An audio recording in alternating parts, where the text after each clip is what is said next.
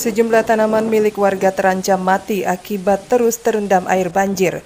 Puluhan hektar jagung dan padi dipastikan gagal panen karena terkena banjir yang terjadi di 2 kecamatan di Kabupaten Aceh Jaya beberapa hari lalu. Lahan jagung warga terendam akibat genangan air tak kunjung surut.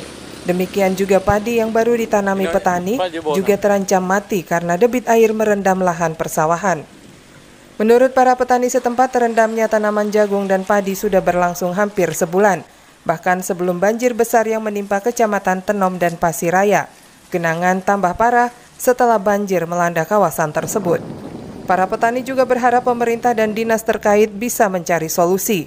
Langkah pemerintah menyelamatkan tanaman padi dan jagung yang terendam secepatnya agar bisa teratasi. Burhandi, salah seorang petani di Desa Tepin Ara, Kecamatan Tenom, mengatakan terendamnya lahan jagung dan lahan sawah sudah berlangsung lama di daerah mereka dan sampai saat ini belum ada solusi dari pemerintah. Harapan kami supaya kami bisa nanam padi atau jagung, kualanya harus dibuka. Kalau nggak dibuka mungkin panen kali ini kami. Gagal panen. Gagal panen mungkin kali ini. Ini mengharap bantuan lagi. Mengharap ini bantuan bibit. Nah ini udah, kalau jagung udah pasti gagal panen. Gagal panen. Nah, ini contohnya.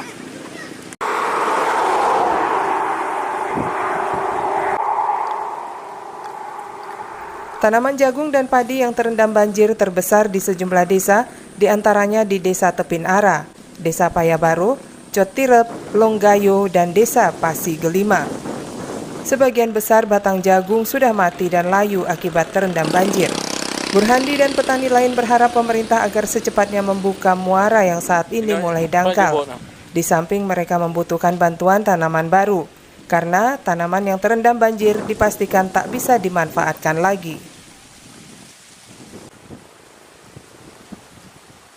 Taufikelana Musliadi melaporkan dari Kabupaten Aceh Jaya.